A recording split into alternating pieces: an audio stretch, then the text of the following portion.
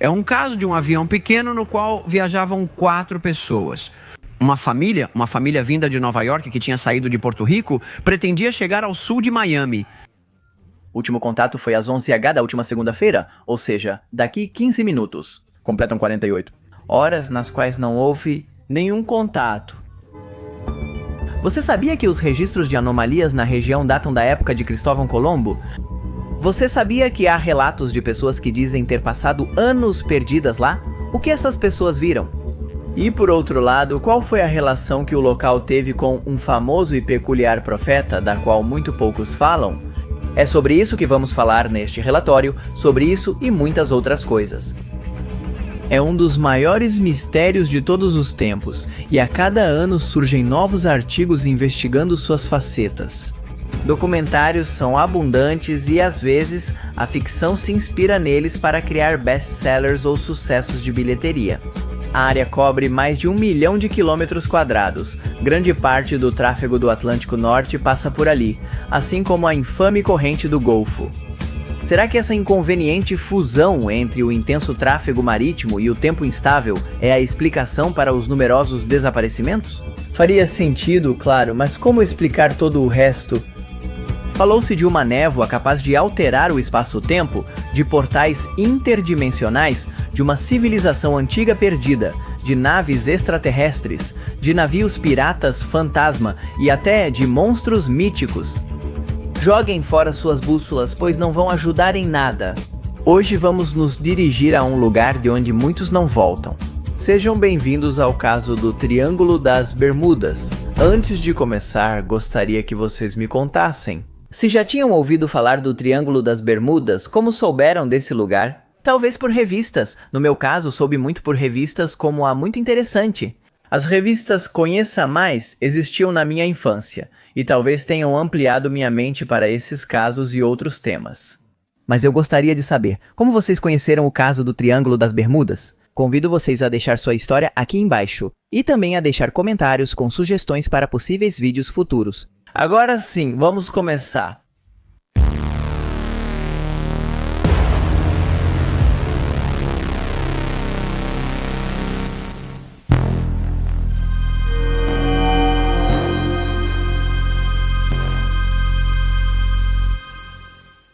Quem são os nascidos? Buscadores de histórias estranhas começaram 2022 grudados em seus computadores, tentando investigar sobre uma notícia em particular.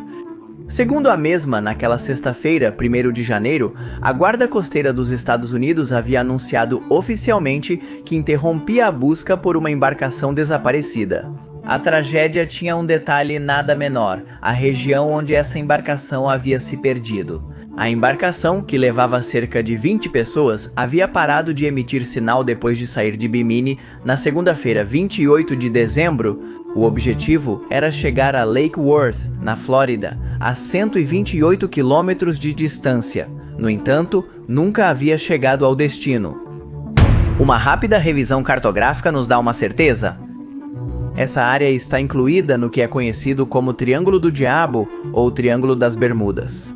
As autoridades das Bahamas informaram que membros da Unidade de Busca e Resgate da Força de Defesa Real e da Divisão de Infantaria da Marinha da Polícia haviam se juntado aos esforços de busca.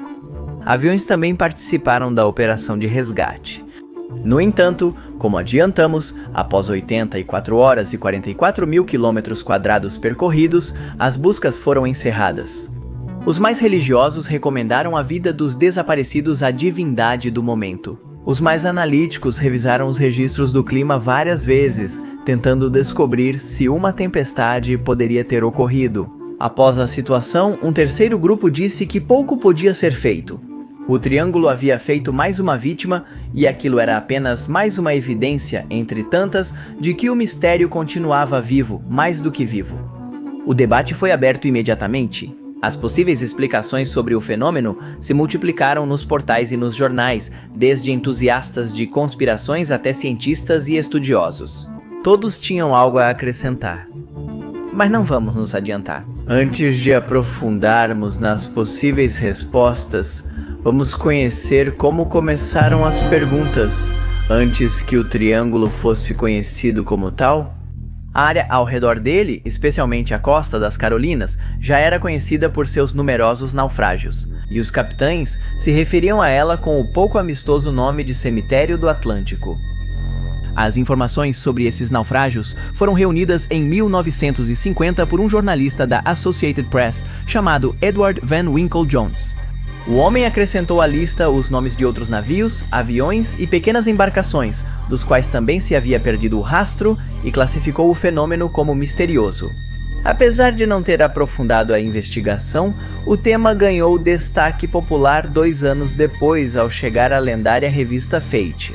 Fate é uma revista norte-americana sobre fenômenos paranormais, cofundada em 1948 por Raymond A. Palmer, editor de Amazing Stories, e Cartier Fuller, promovida como a principal revista mundial do paranormal. Ela publicou opiniões de especialistas e experiências pessoais relacionadas a OVNIs, habilidades psíquicas, fantasmas, criptozoologia, fenômenos forteanos e telepatia, entre tantas outras questões. Foi nessas páginas que George X. Sand publicou, em 1952, que havia uma área do Atlântico extremamente perigosa e estranha por seu histórico.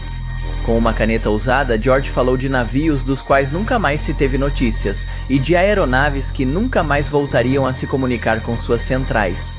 Em um mundo que havia saído há pouco de uma guerra e que ainda continuava pagando as consequências dela. Uma área onde essas coisas aconteciam era suficiente para alimentar todo tipo de paranoia. No entanto, teve que passar pouco mais de uma década para que o assunto fosse batizado com seu nome definitivo. Corria o ano de 1964 quando o escritor Vincent Gages cativou o público da revista Argus, com um artigo, no qual se determinou que a área de desaparecimentos formava um triângulo, cujos vértices eram Miami, San Juan, Porto Rico e as Ilhas Bermudas. O artigo se intitulava O Mortal Triângulo das Bermudas e foi um sucesso imediato. As cartas não demoraram a chegar à redação da publicação pedindo mais e mais detalhes. Ao que parece, a reciclagem de histórias só precisava de um nome atraente para se firmar de vez no imaginário coletivo. Enquanto os navios não paravam de afundar, emergia à superfície uma denominação que até hoje é sinônimo de intrigas. Os escritores posteriores a Gaides nem sempre seguiram à risca os limites estabelecidos por ele. Alguns até mesmo estenderam o perímetro do triângulo até a costa oeste da Irlanda, sabendo que tinha em mãos uma mina de ouro. Gaides publicou em 1965 um livro intitulado Horizontes Invisíveis, Os Verdadeiros Mistérios do Mar, no qual dedicava um extenso capítulo ao recém-nascido Triângulo das Bermudas.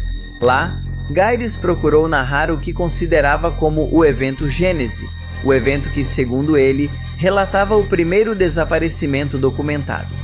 Nesse setor paradigmático do mapa, Gaides afirmava que naquele evento haviam desaparecido nada mais nada menos que 27 pessoas.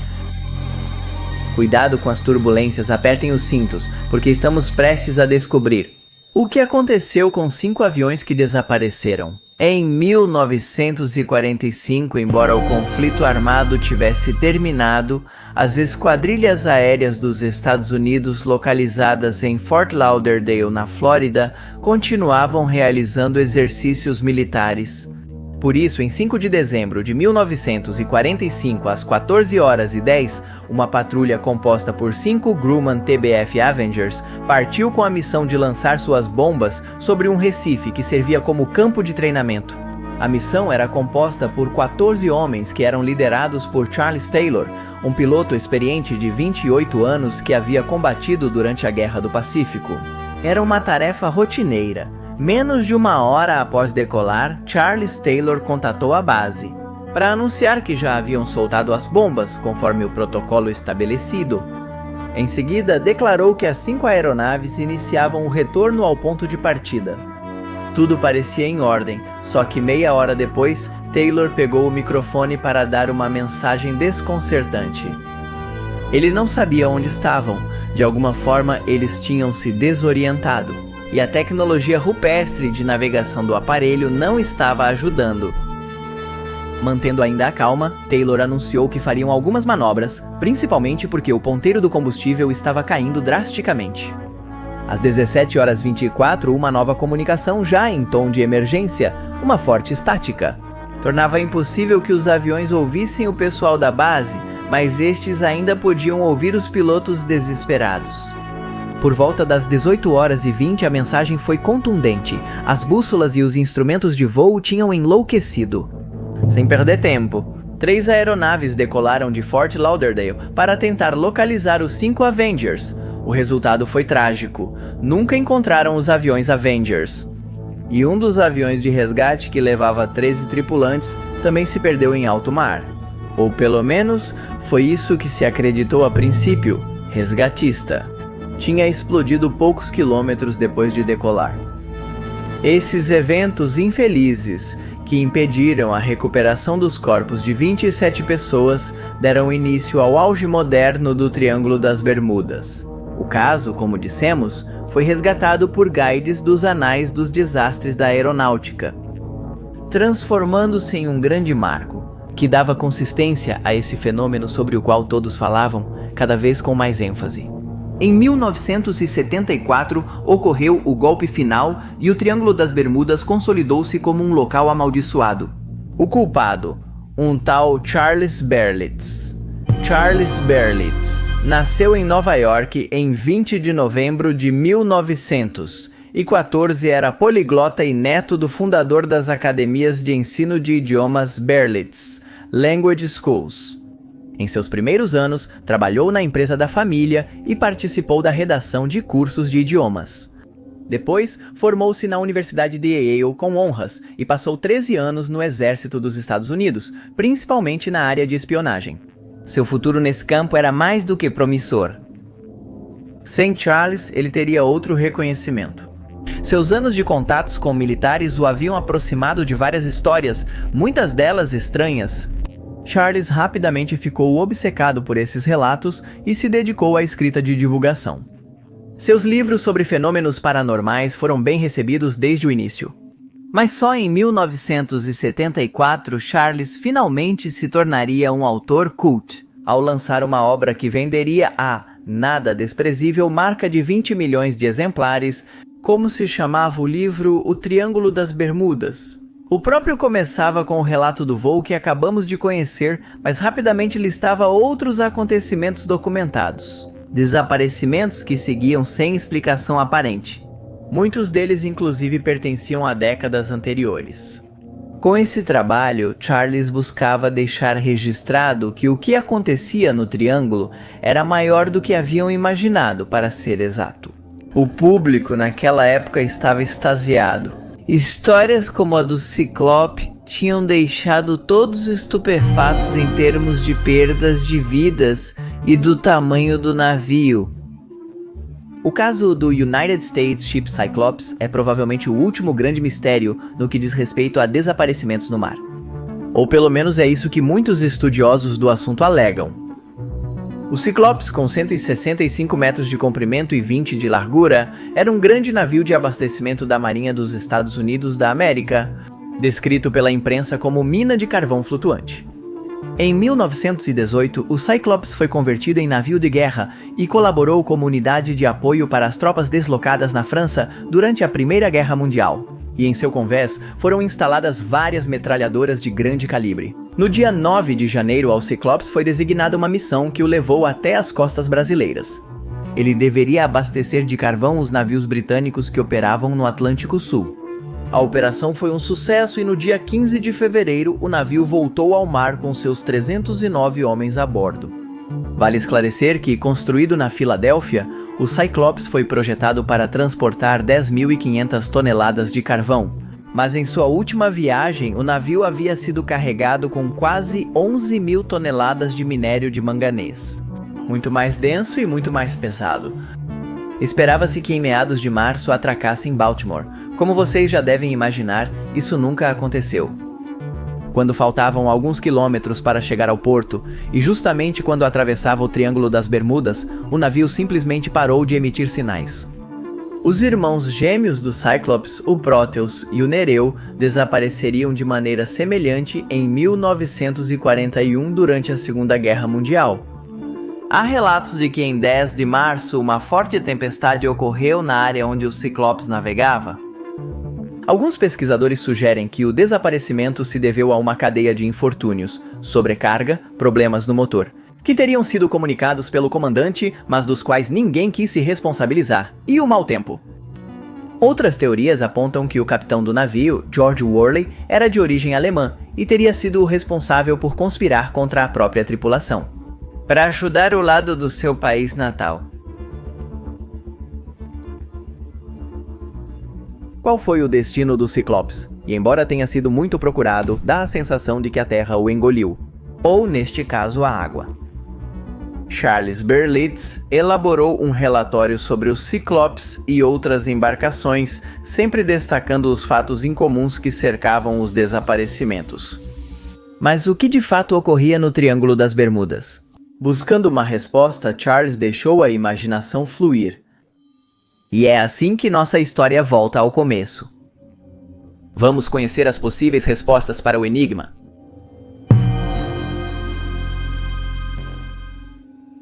No livro, Charles apresenta explicações convencionais, geralmente fornecidas pela Guarda Costeira dos Estados Unidos, e operadores de aviação ou marinheiros locais experientes. Entre essas explicações podemos encontrar tempestades repentinas, acidentes entre barcos pela ausência de faróis eficazes, negligência por parte de capitães inexperientes e confiantes, e um longo e previsível etc. No entanto, Charles sustenta com veemência o suficiente na hora de analisar a grande quantidade de casos. Segundo o autor, vários naufrágios e acidentes ocorreram mesmo com bom clima. Como explicar isso? Os especialistas da Administração Nacional da Aeronáutica e Espaço afirmaram que, quando os satélites passam por essa anomalia, eles são bombardeados com uma radiação mais intensa do que em qualquer outro lugar em órbita. Essa irregularidade é conhecida como a anomalia do Atlântico Sul, e faz com que, no chamado popularmente Triângulo das Bermudas, ela se aproxime até 124 milhas da superfície da Terra, gerando alterações que poderiam afetar os instrumentos de navegação, levando a acidentes navais e aéreos. Outra teoria racional sugere que bolhas de metano do fundo do mar explodiriam ao emergir, por causa das ondas, gerando uma convulsão capaz de arrastar consigo embarcações de todos os tamanhos. Essa hipótese é interessante porque pode explicar o naufrágio mesmo com boas condições meteorológicas, mas quão boa ela é, como hipótese explicativa para os casos em que aviões desaparecem. Com o mesmo rigor com que são apresentadas as explicações oficiais da Marinha, Charles oferece um panorama de relatos um tanto mais controversos. Relatos que falam de luzes estranhas no céu e sob a superfície do mar, relatos que relatam desaparecimentos de aspecto estranho. Será que o Triângulo das Bermudas é uma zona de interesse para os extraterrestres? E como explicar aquela névoa quase fosforescente que muitos marinheiros dizem ver na região? Será que o lugar é usado como centro de experimentação? E se os navios não desaparecem, mas sim são teletransportados? Existem conexões entre o que acontece no Triângulo e o suposto experimento Filadélfia? Essas histórias e explicações permitem criar outros vídeos sobre o tema. O Triângulo das Bermudas é um tema que se ramifica em várias outras questões. Então, se vocês tiverem interesse que façamos uma segunda parte sobre o Triângulo das Bermudas, podem deixar seu comentário. Se passarmos de 3.000 comentários neste vídeo, faremos uma segunda parte, aprofundando talvez alguns desses casos que estamos mencionando e citando de passagem neste vídeo. Vamos continuar. Por outro lado, Charles considerou os relatos de mergulhadores que acreditam haver um animal enorme nesse local, que em várias ocasiões viram durante suas expedições pelo fundo do mar. Será que os barcos encontrados à deriva foram abalroados? Não por grandes ondas, mas por uma criatura terrível e única? Novamente, essa explicação não parece esclarecer a grande quantidade de aviões que nunca mais aparecem depois que entram no Triângulo. Por que é tão difícil recuperar destroços de embarcações ou aeronaves? Elas caíram por erro dos pilotos ou por condições climáticas? As partes delas não deveriam estar em outro lugar? A partir dessa premissa, Charles criou uma teoria considerada das mais extravagantes. Para conhecê-la, antes precisamos falar de Edgar Cayce. também conhecido como o Profeta Adormecido.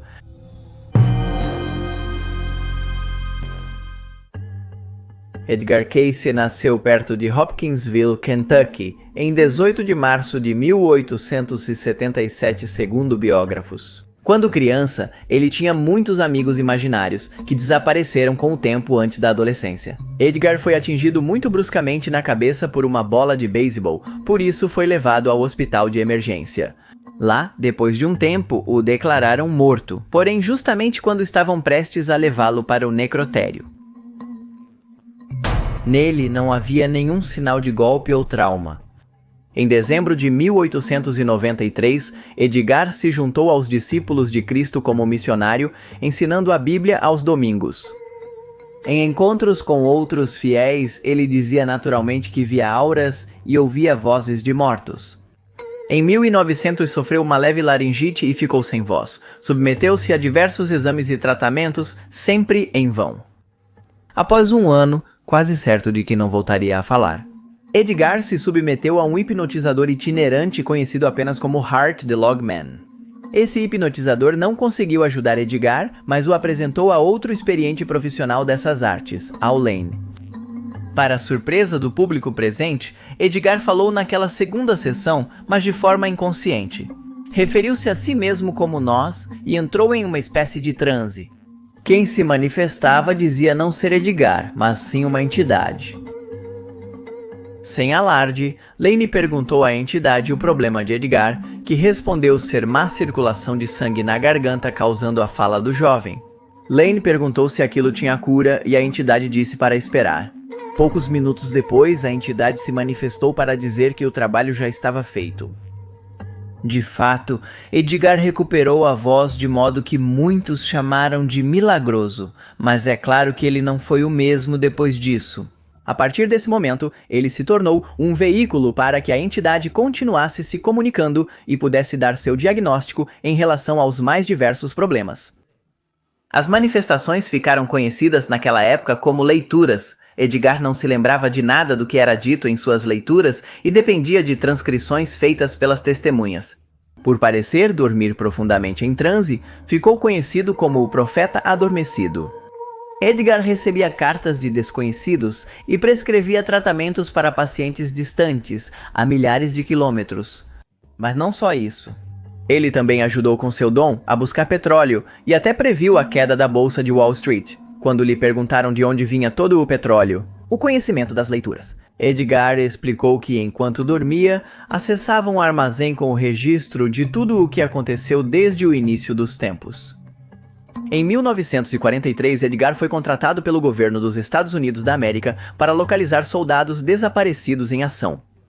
E como esse sujeito se conecta com a história de hoje? Muito fácil. Edgar afirmava ter tido visões sobre a civilização da Atlântida. Charles Berlitz estudou a fundo as afirmações de Edgar e chegou à conclusão de que a Atlântida estaria submersa justamente na região do Triângulo das Bermudas.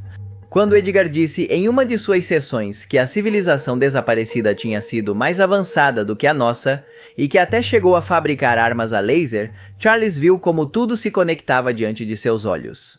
O escritor estava convencido de que no fundo do Mar dos Sargassos existia um canhão atlante de raios que teria sobrevivido, e que, segundo suas palavras, era ativado de vez em quando de forma aleatória, destruindo o tráfego marítimo e aéreo que passava pela região. Claro, essa especulação fez com que Charles ganhasse alguns detratores. O mais notável deles se chamava Lawrence Kutcher.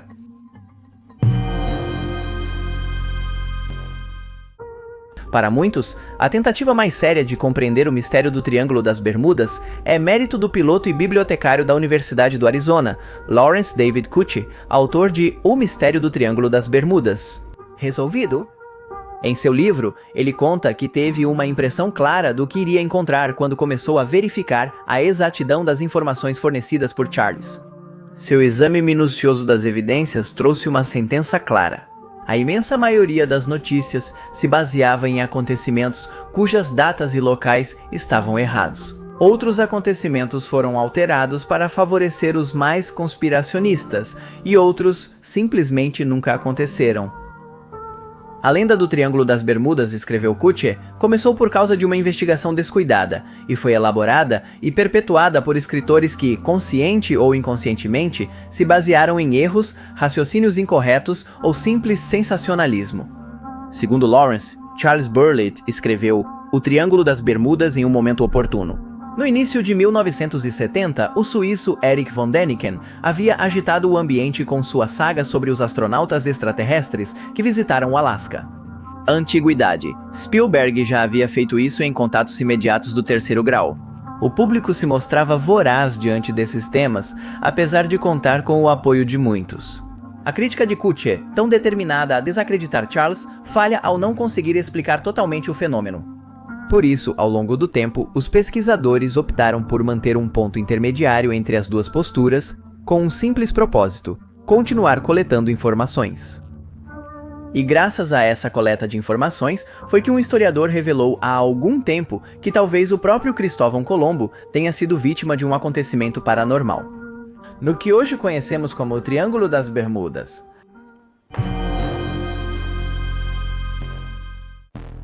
Em 11 de outubro de 1492, poucas horas antes de a expedição de Cristóvão Colombo chegar às costas da ilha caribenha de Guanajani, com o mal chamado descobrimento da América, algo que ficou décadas nas sombras ocorreu. O evento ficou conhecido como o Incidente das Luzes do Céu e, embora esteja oficialmente documentado, muitos tentaram minimizar sua importância por considerá-lo pouco relevante. Até que historiadores mostraram, desempoeiraram arquivos antigos e os expuseram em conferências ao redor do mundo. O que aconteceu naquele dia pode ser resumido da seguinte maneira. Durante a madrugada, a tripulação da La Pinta, uma das caravelas emblemáticas, avistou um fenômeno peculiar. Luzes estranhas foram vistas no horizonte, luzes que se moviam de um lado para o outro. Depois soube-se que o capitão da Santa Maria e alguns membros da Laninha também foram testemunhas da estranha dança de luzes que acontecia a poucos metros. Inclusive, o próprio Colombo registrou a sequência em seu diário pessoal. Muitos afirmaram que o que Colombo e seus companheiros viram naquela noite poderia ter sido algum tipo de tocha que um nativo carregava em alguma costa próxima. Outras pesquisas postularam que os navegadores não estavam a menos de 80 quilômetros das possíveis costas. Isso tornava quase impossível que percebessem algo ali. E o que tudo isso significava? Bem, muito simples. Que se as luzes não vinham da Terra, era porque estavam sobrevoando o céu na altura do nível da água. Meteoritos então? Talvez estrelas cadentes? Não foram poucos os que chegaram à conclusão de que Cristóvão Colombo talvez tenha visto OVNIs na região que hoje conhecemos como o Triângulo das Bermudas. Podemos afirmar, à luz desse testemunho, que a atividade estranha começou na região ainda antes do que imaginamos? O fato é que o Triângulo das Bermudas não apenas engoliu navios e aviões sem deixar rastros. Às vezes, quem atravessa escapa de suas garras. Nesse sentido, o caso mais estranho talvez seja o de Thomas Brown, um homem americano que em 2009 voltou depois de ficar desaparecido por 7 anos. O que ele contou traria várias incógnitas. Em 28 de outubro de 2009, Thomas, com 56 anos, estava animado para uma cerimônia que reconheceria sua carreira. O homem havia trabalhado durante 30 anos construindo piscinas. Para diminuir um pouco o nível de ansiedade, Thomas decidiu dar um passeio em seu barco pelas costas da Flórida. Ele deixou um bilhete para Martha, sua esposa, avisando que voltaria em algumas horas. No entanto, ele não voltou. A mídia logo repercutiu o caso. Onde estava Thomas? Ele fugiu? Isso parecia pouco provável. Thomas não dava a impressão de ser uma pessoa insatisfeita com sua vida. Um acidente? Talvez? Ainda mais estranho, já que o tempo estava limpo. De um jeito ou de outro. Após dias árduos de busca, as autoridades e a esposa de Thomas já haviam perdido todas as esperanças de encontrá-lo com vida. Em 25 de agosto de 2016, Martha, que já parecia viúva, recebeu uma ligação. A polícia pediu que ela fosse até um centro médico para tratar do assunto do desaparecimento do marido. Ao chegar ao hospital, os enfermeiros levaram Martha até um quarto especial, onde havia um homem magro e sem dentes. Apesar da aparência deplorável, não havia dúvidas. Aquele era Thomas. Quando recuperou as forças, explicou que naquela tarde, há 7 anos, seu barco havia parado de funcionar no meio da viagem, apesar de não apresentar nenhum defeito aparente. Aos poucos, a correnteza o levou ao Triângulo das Bermudas sem que ele pudesse evitar. Um dia depois, Thomas havia chegado a uma ilha com um estranho musgo vermelho que crescia por todos os lados. Nas margens havia dezenas de botes e barcos encalhados, fuselagens de aviões e um macaco que parecia ser o único animal do lugar. O homem percorreu a ilha em busca de algum sinal de civilização, mas não encontrou nada. Com o passar do tempo, Thomas teve que se virar para conseguir comida e água. Ele aprendeu a fazer fogo com o musgo vermelho e construiu um abrigo que o manteve vivo por longos 84 meses.